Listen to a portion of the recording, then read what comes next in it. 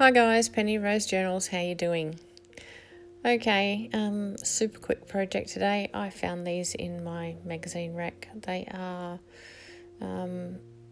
printouts of old postcards just done on paper shopping bag. They have then been backed with some coffee dyed paper, and I'm just going to cut them down into, postcards, and then decorate them up just a tiny bit and throw them in my stash. So yeah, I don't you could just use them like this. You could sew around them if you like. I'm not going to sew today. I might sew them in the end, I don't know, but today I'm not going to sew them. I'm just going to plonk on a couple of little bits and pieces and pop them into the stash, ready to pop into a journal pocket. They make a great journal card. They're a good size for it, and they're quite decorative just as they are. So I like printing on the brown paper bag. I like the look of it. This is laser printing, by the way. I'm sure it would work just as well with a bubble jet printer. You just have to make sure you don't get them wet if you're using a bubble jet printer, but honestly, things that belong in books should not be getting wet anyway. So unless you're trying to coffee dye them or get some water staining on them, probably best to keep them out of the water.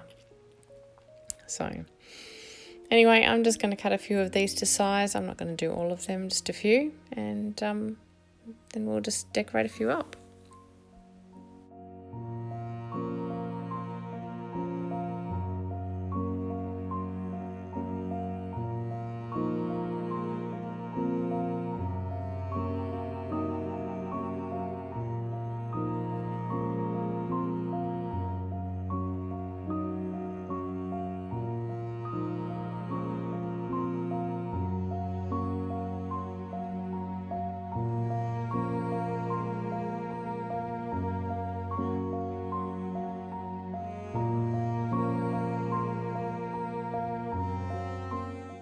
Now these pieces are the edge pieces off of a coffee dyed doily.